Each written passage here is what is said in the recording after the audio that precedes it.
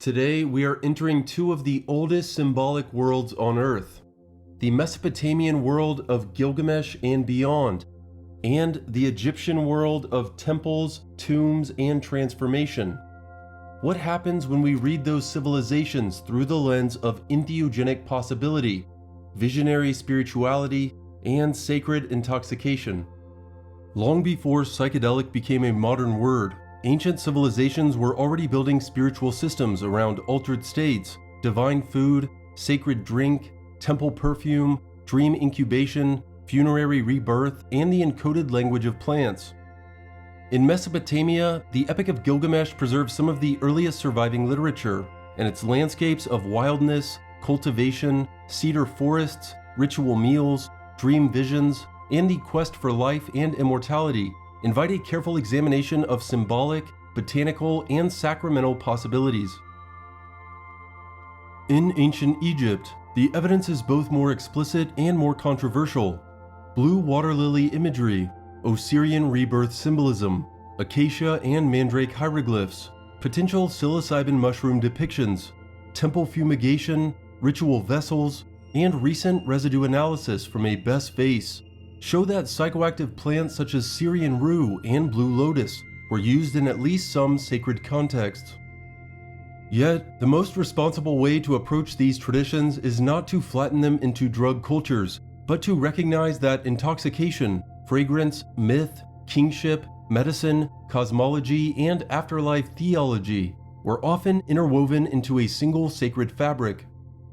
This means that plants could function as medicines, offerings, symbolic emblems, and catalysts for visionary experience all at once, depending on setting and intent. Across the ancient Near East, beer, wine, oils, incense, and resinous smoke were not merely ordinary consumables, but ritual media, social technologies, and vehicles of divine presence. In that sense, the history of entheogens here is not only about one species or one substance, but about whole ceremonial ecologies. The brewery, the temple, the garden, the marsh, the tomb, the orchard, and the mythic forest. That broader framework also lets us compare Mesopotamia and Egypt with later esoteric systems in India, Iran, Greece, and beyond, where sacred plants likewise became tied to revelation, immortality, initiation, and the crossing of thresholds between worlds. So, as we move into our first section on the Epic of Gilgamesh, keep in mind that we are not simply hunting for drugs in old stories. We are tracing how ancient people imagined access to the divine through matter, symbol, and transformation. Before we begin, I want to take a moment and thank our monthly members. You help to fuel the enlightening education that benefits many around the world. Your support enables S.E.E.K to continue creating content, providing a path for all spiritual seekers. Support us with a monthly membership on YouTube, Patreon, or Ko-Fi at Join S.E.E.K, or on Facebook at Join S.E.E.K1. Become a member and you will see your name in future videos. Thank you. The Epic of Gilgamesh is not a botanical manual, but it is filled with moments where plant symbolism, altered awareness, and sacred longing become impossible to ignore. And in Mesopotamia more broadly, beer, cedar, gardens, fragrances, perfumes, and temple rites form a spiritual world in which ecstasy and order were never really far apart. Some scholars suggest that the Epic of Gilgamesh, dating back to 2100 BCE, may preserve entheogenic knowledge, particularly through its descriptions of visionary journeys and encounters with divine or otherworldly beings and luminous realities. The Epic of Gilgamesh follows the proud king Gilgamesh as grief, friendship, mortality, sacred wilderness, divine punishment, flood traditions, and a futile search for a plant that grants immortality transform him from a tyrannical ruler into a wiser figure, who learns that human beings achieve permanence not through eternal life, but through wisdom, civilization, and memory. Gilgamesh begins as a king too powerful for his city, and Enkidu begins as a wild man outside civilization, which already places the epic inside a symbolic field of nature, culture, and transformation. Later becoming a friend of Gilgamesh, Enkidu's movement from the wilderness into human society is mediated by Shamhat, whose sexual initiation marks the transition from animal life to social and sacred consciousness, a pattern that later esoteric spiritual systems would recognize as a rite of passage from instinct into knowledge. The epic repeatedly contrasts the untamed forest with the ordered city, and that contrast matters because sacred plants often live in exactly that border zone between wilderness and cultivation, between what is naturally given and what is ritually prepared. Gilgamesh and Enkidu journey to the cedar forest, which can be read as a mythic expedition into a divine botanical realm, where cedar itself becomes more than timber. It is fragrance, durability, sanctity, and a material bridge between heaven and earth. The cedar forests in ancient Near Eastern religion were associated with gods, kingship, temple building, and the cosmic axis of the world, so the forest is already charged with sacred meaning before any speculative entheogenic reading begins. Humbaba, the guardian of the forest, stands at the threshold like an initiatory gatekeeper, and the journey there includes dreams, offerings, fear, and divine intervention from Shamash, the Mesopotamian sun god of justice and truth. In many visionary traditions, from shamanic ascent to mystery religion, the guardian figure protects the sacred center from the unprepared, and the cedar forest episode fits that broader mythic pattern, even if its literal botanical meaning remains uncertain. The epic also preserves a striking dream logic. Gilgamesh experiences repeated dreams on the mountain. Enkidu interprets them, and divine meaning arrives through symbolic vision rather than direct explanation. Dream interpretation in Mesopotamia was not fringe but central, and this matters because many entheogenic systems treat dreams, intoxication, and oracle states as neighboring modes of revelation.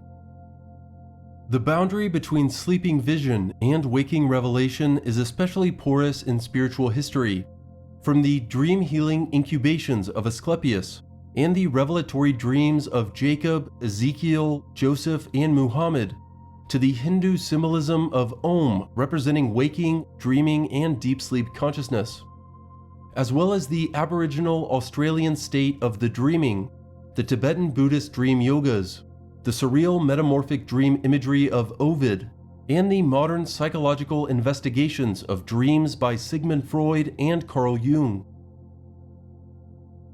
The 12-hour passage of Gilgamesh through the darkness of Mount Mashu before emergence into the jeweled garden beyond the sun's horizon has often been compared by mythologists and consciousness researchers to the initiatory descent motifs found throughout the ancient world.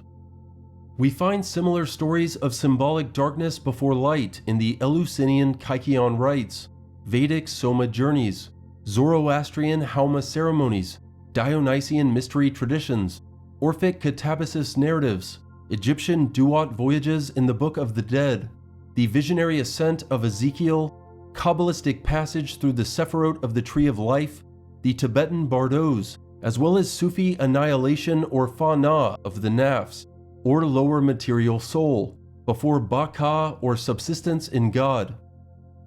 Closer to the contemporary, this motif echoes in Mesoamerican Teonanacatl mushroom rites, Mazatec veladas, Shipibo ayahuasca ceremonies, the Bwiti Iboga initiations, and the symbolic death-rebirth cycle reported in modern psychedelic research by figures such as R. Gordon Wasson, Albert Hoffman, and Stanislav Grof. This passage through darkness, dissolution, celestial travel, confrontation with mortality, and arrival at a paradise luminous realm signifies transformation of consciousness through ordeal, ecstasy, and revelation. Especially important is the boxthorn plant that grants immortality, found in the depths of the sea and stolen by a serpent before it can be utilized. This has been interpreted as a symbolic or literal reference to a psychoactive or consciousness-expanding substance used to bridge mortality and divinity that shares thematic parallels with the biblical tale of Adam and Eve. In their article titled Conjuring Eden, written in 2001, authors Mark Hoffman and Carl A.P. Ruck write the following concerning entheogenic connections to the Epic of Gilgamesh. East of Eden was the homeland of these Hellenized mysteries, the Soma of the Vedic tradition and the Iranian Halma rite of the Persians, both of which, at least originally, were the fly agaric. Between them and the West lay the cultures of Mesopotamia. Here, the sacrament was remembered as the so-called herb of immortality in the Semitic Akkadian Epic of Gilgamesh. This magical phoenix mushroom, the fly agaric, is the herb that Gilgamesh brought up from the depths of the cosmic sea, but he laid it aside to bathe and then to rest, and while he slept, a serpent, attracted by its perfume, ate it, whereupon it sloughed off its old skin. In addition to the common metaphoric association of the mushroom with serpents and the reciprocity of their toxins, snakes too, like the phoenix, are emblematic of regeneration. In shedding its skin, the serpent renews its youth and hence has a sympathetic, magical correspondence to this herb of immortality. In the 2007 book, The Hidden World, authors Carl A.P. Ruck, Jose Alfredo Gonzalez Celdran, Blaise Daniel Staples, and Mark Alwyn Hoffman write the following concerning this plant. A magical plant that induces a long sleep similar to that of the Sleeping Beauty and her bramble forest occurs in the Sumerian Babylonian Epic of Gilgamesh. This was the shamu, the plant of immortality with a flower like a rose that Gilgamesh went to find on the Isle of Immortality called Dilmun. It was the place of the eternal death-like sleep that actually was no sleep at all, but just a hibernation awaiting the resurrection. The prince who masters it, knowing its proper psychoactive powers, will pluck the rose that opens up the shamanic pathways of eternal life.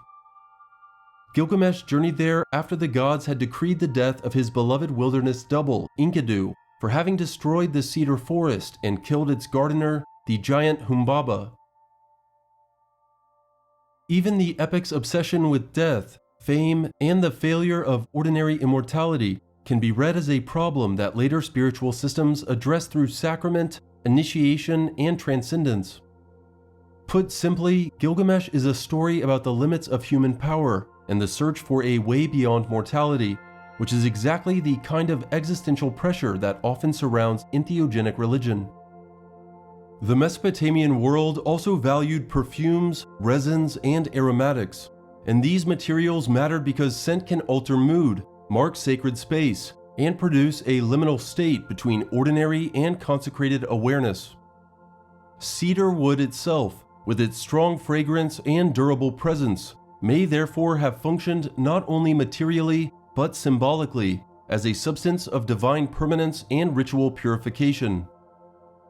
Cedar, known as Erin, was viewed as a sacred divine substance that acted as a bridge between the mortal and divine realms. With this knowledge, in the Epic of Gilgamesh, the cedar forest is not merely a resource, but the glorious realm of the gods, guarded by the deity Humbaba.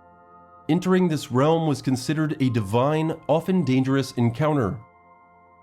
Cutting cedar, carrying it back, and transforming forest matter into temple and city materials may encode a tension between raw sacred nature and domesticated cult use. If one adopts a more speculative entheogenic reading, the forest becomes a place of hidden knowledge, the guardian becomes a threshold spirit, and the successive return becomes the transmission of sacred power into civilization. But even without that speculation, the epic clearly participates in a worldview where human beings seek contact with the divine through journey, ordeal, sacrifice, and symbolic transformation. That same pattern will reappear in Egypt, where plants, perfumes, and luminous flowers are woven directly into the language of resurrection. In other words, Mesopotamia gives us the mythic architecture: wilderness, initiation, divine encounter, and the longing for immortality. Moving from the forest to the city, the picture expands from one epic to the entire Mesopotamian sacred economy. Beer, incense, bread, oils, and ritual speech turn everyday life into a temple-shaped civilization. And that picture matters for how we understand and interpret potential entheogenic practices. In Sumer and later Mesopotamia, beer was not a trivial beverage but a holy substance associated with Ninkasi, the goddess of brewing, and with social, festive, and temple life. The hymn to Ninkasi is important because it shows that brewing could be framed as sacred knowledge, where recipe, praise, and liturgy overlap in a single text. Even if beer itself is not an entheogen in the strict modern sense, it belongs to the wider religious ecology of altered states because fermentation, communal drinking, and ritual distribution often served as the mild, everyday counterpart to stronger visionary substances in many cultures. Evidence of entheogenic or psychoactive substance use in ancient Mesopotamia primarily includes archaeological findings of opium, cannabis, mandrake, and possibly nightshade, along with artistic depictions on cylinder seals suggesting ritualistic use. Babylonian and Assyrian medical texts detail the use of various herbs, and many of these remedies reflect a transmission of knowledge that likely included plant-based substances meant for profound healing and altered states. The Akkadian term Kanubu is widely accepted by scholars as a reference to cannabis. A letter from a priest to the mother of King Esarhaddon from 680 BCE listed Kanubu or hemp as one of the main items used in sacred rites. Records from the Assyrian Royal Library of Ashur-banipal from the 7th century BCE list it as a crucial ingredient in medical remedies and ceremonial incense. Documents show cannabis was used for a variety of ailments, including as a topical poultice for inflammation, an ingredient in treatments for hand of ghost, likely epilepsy, and remedies for stomach problems, skin lesions, and aches. Evidence suggests cannabis was used to treat gynecological issues, including staying the menses and easing the pain of childbirth, often mixed with other substances like beer or herbs. In addition to its psychoactive and medicinal properties, cannabis was likely used for its strong fibers to make rope and textiles, a practice carried into the region by migrating groups like the Yamnaya. Evidence for opium use in ancient Mesopotamia dates back to approximately 3400 BCE in the Sumerian region, where cultivation of the Papaver somniferum poppy is indicated by early agricultural texts. Sumerians referred to the plant as hul-gil, often translated as the joy plant, and its use subsequently spread to Assyrian and Babylonian cultures for medicinal and ritualistic purposes. The earliest evidence comes from Sumerian ideograms that suggest the poppy was cultivated in the Tigris-Euphrates River Valley. Evidence suggests opium was used to induce ecstatic states during religious rituals, and, in some cases, placed in graves as offerings for the dead to aid their journey in the afterlife. By 1600 to 1000 BCE, opium was a traded commodity with specialized Cypriot jugs designed like inverted poppy capsules, found in Egypt and the Levant, revealing a widespread ancient drug trade. Residue analysis of ancient pottery has confirmed the presence of opium alkaloids, connecting these substances to elite and sometimes ordinary contexts in the ancient Near East. Evidence for the use of nightshade plants in the Solanaceae family in ancient Mesopotamia is primarily derived from textual, pharmacological, and paleobotanical sources, indicating their use as both medicinal agents and intoxicants. Ancient Mesopotamian texts refer to the use of plants like henbane or Hyoscyamus niger to treat ailments including toothaches, earaches, and as a sedative. The plants were known for containing alkaloids such as atropine and scopolamine, which have narcotic and psychoactive properties. Nightshades may have been used for their hallucinogenic properties in religious rituals and for fortune-telling. Evidence for mandrake use, also known as mandragora, in the Mesopotamian region dates back to cuneiform writings from the 14th century BCE, where it was utilized for medicinal and magical purposes due to its sedative and hallucinogenic tropane alkaloids. It was considered a powerful, sometimes dangerous plant, used to treat pain, insomnia, and in rituals, likely acting as a master of the life breath called Abul Rue. References to Mandrake appear in Mesopotamian as well as Egyptian and Hittite texts dating from the mid-2nd millennium BCE, establishing its early presence in Near Eastern medicine. Text suggests Mandrake was employed in magical, supernatural, and medical contexts. Its sedative properties were known early, laying the foundation for its later use as a surgical anesthetic. Spatiotemporal analysis of vernacular names indicates that the pulling ceremonies, which were rituals surrounding the uprooting of the plant, originated in the Near East, highlighting a deep magical association with the plant's human-like root structure. Its use in Mesopotamia is consistent with the broader Mediterranean traditions of Greece, Egypt, and Rome, where it was recognized as a potent and sometimes deadly plant. Archaeologist Diana Stein has indicated that ancient banquet scenes on cylinder seals from Mesopotamia may depict the consumption of substances that resulted in altered states of awareness. While less abundant than in other regions, data suggests that these substances were used for medicine, religious ceremonies, and visionary experience. In Mesopotamian literature, the gods are often encountered through banquets, offerings, and ritual meals, and that suggests a theology in which ingestion is one route to participation in the divine order. This is one reason comparisons are often made with later sacramental traditions, such as the Vedic Soma rite, the Zoroastrian Hauma Yasna ceremony, the drinking of the kykeon in the Eleusinian mysteries of ancient Greece, or the Eucharistic logic of divine embodiment, where the sacred is not only prayed to but consumed. Egypt takes that architecture and makes it more explicit, because there the symbols of rebirth, incense, and sacred plant life are everywhere. The Blue Lotus, Osiris, and temple ritual together form one of the richest ancient cases for studying potential entheogenic spirituality.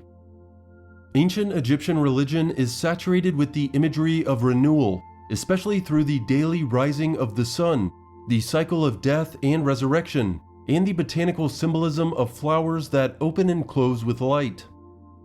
The blue water lily, often called Blue Lotus in popular discourse, became one of the most enduring symbols of this cycle because it blooms on the water at dawn and withdraws at dusk, making it a natural emblem of emergence from chaos into light.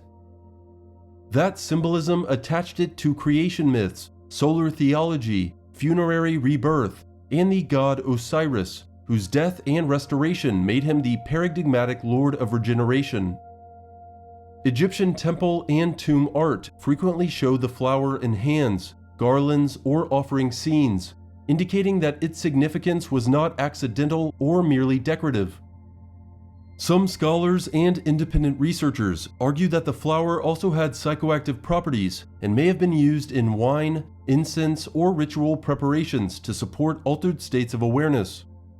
The Blue Lotus also connects Egypt to broader Mediterranean and Asian symbolic systems, where flowers, water, and solar rebirth recur as mystical motifs. Within the symbolic language of ancient Egypt, plant forms appear with a precision that suggests more than ornamentation. The Blue Lotus, often discussed, is only the beginning. Ethnobotanical inquiry has expanded toward more potent candidates. Mandrake, identifiable in Egyptian art by its bifurcated root resembling the human form, appears in hieroglyphs associated with altered states and fertility rites. Evidence for entheogenic mandrake use in ancient Egypt is primarily found in its depiction as a narcotic, aphrodisiac, and ritual agent, particularly in the New Kingdom dating between 1550 and 1070 BCE. Known as Enzno, the plant is depicted in artwork being sniffed for its intoxicating perfume, likely used to create hallucinogenic beverages when mixed with alcohol. Mandrake fruits are frequently found in tomb decoration and funerary bouquets, signifying a role in rebirth, resurrection, or guiding the deceased, and are frequently depicted in banquet scenes, often held or smelled by guests, suggesting a ritual or intoxicating use of its fragrance. The Ebers Papyrus from 1500 BCE lists mandrake among its 700 medicinal plants, acknowledging its sedative and pain-relieving properties. A 3,500-year-old mandrake vessel with artificial fruit suggests it was used for concocting or serving a mandrake-infused drink, potentially for, but not limited to, pain relief. Acacia, especially Acacia nilotica, contains dimethyltryptamine or DMT and is referenced in funerary texts and temple carvings, suggesting ritual extraction or symbolic encoding of visionary experience. Evidence for entheogenic acacia use in ancient Egypt is primarily based on interpreting myths, theological texts, and ethnobotanical studies of Acacia nilotica. The tree, sacred to goddesses Isis and Set, is theorized to have been used in a hallucinogenic tree of life wine due to its natural DMT content. Acacia was considered the tree of life at Heliopolis, where Osiris, Isis, and other gods were believed to be born. Egyptian priests claimed to be born under the acacia's tresses or branches, suggesting a connection between the tree and spiritual, altered states of awareness. The tree was viewed as a bridge between earth and sky. Some theorists argue that Set, a goddess often associated with the acacia, is a precursor to later similar theological figures, and that the Tree of Life story reflects early entheogenic practices. Acacia nilotica and other species common to Egypt contain dimethyltryptamine or DMT in their leaves, bark, and seeds. When brewed into a mixture or burned as incense, these compounds can produce strong hallucinogenic visionary experiences. In the pyramid texts and coffin texts, acacia is associated with sacred structures, offerings, and connections to divine regeneration. Cannabis pollen has been detected in mummified remains, indicating medicinal or ceremonial use. Evidence for entheogenic or psychoactive cannabis use in ancient Egypt is primarily based on indirect archaeological traces, such as THC detection in mummies and mentions in medical texts, rather than direct descriptions of recreational or religious highs. While cannabis was used for medical and ritualistic purposes, experts disagree on whether its intoxicating effects were actively sought in a religious context. Studies in the 1990s, including the analysis of the mummy of Ramses II, identified cannabis pollen or THC on tissues and in lungs, suggesting smoking or inhalation. The Ebers Papyrus from 1550 BCE lists cannabis for treating ailments like inflammation and eye conditions, while the Ramesseum Papyri from 1700 BCE mentions its use in likely topical remedies for the eyes. Some theories suggest cannabis was used to create magical incense or in religious festivals, possibly connected to the goddess Shamhat, who is sometimes associated with a star-shaped leaf emblem, or as part of funerary rites. The strongest modern evidence comes from residue analysis in a Ptolemaic ritual best vessel, which identified traces of Syrian Rue or Paganum harmala, as well as Blue Lotus and other ingredients linked to psychoactive or medicinal use. Syrian Rue, containing harmala alkaloids, has been identified in this vessel associated with Bes, the dwarf deity linked to protection, ecstasy, and childbirth, implying knowledge of potentiation. That finding does not prove that all Egyptian religion was entheogenic, but it does confirm that at least one ritual context involved deliberate use of psychoactive plants in connection with divine or mystical experience. The Bes ritual is important because Bes was associated with protection, fertility, household magic, and healing, which shows that altered states were not always reserved for elite theology. They could also serve embodied, domestic, and protective functions. Egyptian religion presents a system where consciousness was refined through symbol, rite, and possibly chemistry, aligning the initiate with celestial cycles mirrored in the journey of Ra. In the ancient Egyptian case, the divine was not imagined as a distant abstraction, but as something that could be smelled, sipped, inhaled, or embodied in ritual action. That makes Egyptian religion especially useful for comparative esoteric study, because it resembles later traditions where fragrance, sacrament, and initiation are pathways to transformation. Even where evidence is indirect, the consistency of symbolism suggests that plant consciousness and religious consciousness were not separate categories in the Egyptian imagination. Instead, they were often different aspects of the same sacred process of opening, seeing, and becoming reborn. Some of the most debated claims in this field involve mushrooms, crowns, and royal iconography, and those debates deserve careful handling. We can still study the symbolism without pretending that every image proves ingestion, while still taking the entheogenic hypothesis seriously where the evidence allows it. A number of researchers have proposed that certain Egyptian crowns, especially the white crown, the triple crown, and related forms, may preserve mushroom-like or entheomycological symbolism, though these claims remain controversial and are not universally accepted. Mycologist Paul Stamets has discussed the theory that ancient Egyptians utilized psilocybin-rich mushrooms, suggesting that they were considered plants of immortality or a gift from the god Osiris, potentially used by elite priests during secret rites to access altered states. Stamets has pointed to the idea that some Egyptian hieroglyphic depictions and architectural forms, such as the white and triple crowns, were inspired by the appearance of Psilocybe cubensis mushrooms. It is important to note that, while studies have uncovered evidence of psychoactive cocktails in Egyptian vessels, specific evidence confirming the widespread ritualistic use of psilocybin mushrooms in ancient Egypt is a subject of ongoing debate among experts. The theory that psychoactive mushrooms influenced ancient Egyptian religion and iconography, particularly the crowns, is primarily associated with researcher Stephen R. Berlant. Berlant proposes that the Egyptian white crown and the triple crown were inspired by the primordia or pin stage of the Psilocybe cubensis mushroom. In this context, mushrooms are linked to the flesh of the gods or celestial food, mentioned in the Papyrus of Ani. Osiris was deemed the god of spiritual rebirth because he was thought to personify these entheogenic mushrooms.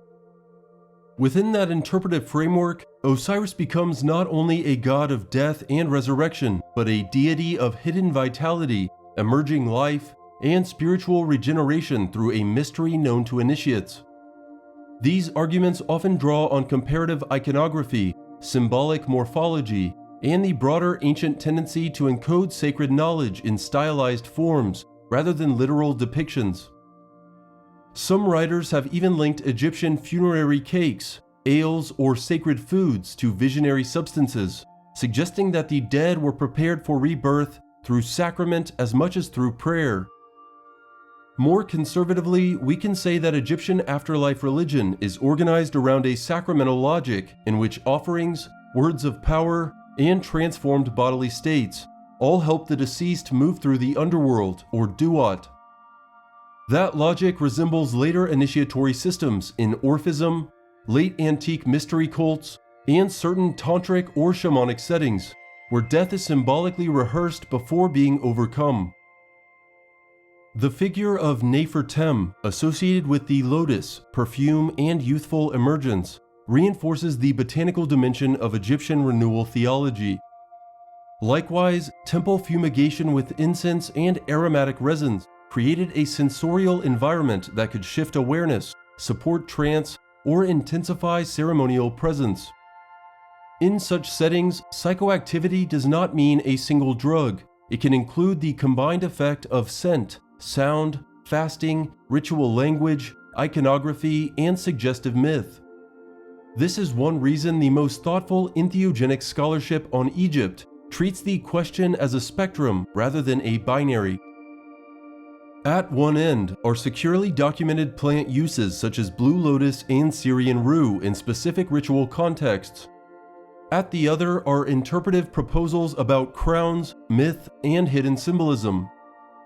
Both deserve attention, but they should not be collapsed into the same level of certainty. What makes Egypt so compelling is that even its orthodox religious art already feels visionary, as if theology itself were designed to open perception. That is precisely why Egypt later became so influential in esoteric and hermetic imagination. where tomb, star, flower, and sun are all read as signs of inner alchemy. When we place Mesopotamia and Egypt side by side, a larger pattern emerges. These cultures did not separate spirituality from material life in the way that modern categories often do, and that is why potential entheogenic dimensions matter so greatly. In Mesopotamia, the likely entheogenic evidence is mostly indirect, embedded in mythic structure, sacred drink, and the ritual atmosphere of temple and garden life. In Egypt, the evidence ranges from indirect symbolism to direct residue testing, which gives the discussion a firmer foothold while still leaving room for interpretation. In both regions, the key point is that altered states were not random escapes from religion, they were often part of how religion worked. People sought divine contact through drinking, smelling, singing, dreaming, fasting, mourning, procession, and symbolic storytelling. That broader sacred technology helps explain why plant materials recur so often in mythic and ritual settings, even when ancient texts do not name them plainly. It also explains why later spiritual systems across the world develop similar patterns. Vedic Soma, Iranian Hauma, Greek mystery sacraments, Taoist elixirs, Sufi intoxication metaphors, and Mesoamerican sacred fungi, flower, visionary vine, and cacti use all belong to a family resemblance of spiritual societies built around experiential transformation. The Mesopotamian and Egyptian cases are particularly important because they sit near the root systems of later Near Eastern, Mediterranean, and Indo-Iranian religious history. Gilgamesh's pursuit of life, Osiris's resurrection, and the Blue Lotus opening at dawn all speak to the same ancient hunger, to cross death without losing consciousness. Whether the catalyst was beer, incense, lotus, rue, dream, or symbolic initiation, the goal was contact with something larger than the ordinary self. That is why these cultures still fascinate esoteric researchers, comparative mythologists, and students of altered states alike. They invite us to think of religion not merely as belief, but as an embodied relationship with matter, image, and mystery. And when we do that, the old worlds of Mesopotamia and Egypt begin to look less like remote archaeology and more like early maps of spiritual possibility. In our next video, join us as we move deeper into the sacramental and visionary lineage of sacred plants, where the ancient quest for divine knowledge continues through fire, drink, and revelation. We will explore the entheogenic evidence in Vedic Soma and Zoroastrian Hauma, where ritual immortality, priestly knowledge, and cosmic order take center stage. Join us next time as we move from the entheogenic evidence found in the Epic of Gilgamesh and Mesopotamian cultures, and the entheogenic evidence found in the ancient Egyptian culture, into the world of the Vedic Soma and Avestan Hauma. Where will our expansive exploration of entheogenic or psychedelic plants found throughout global spiritual history take us after the Hindu Soma and Zoroastrian Hauma? Like and subscribe to find out. Thank you for watching. Find more at joinseek.org.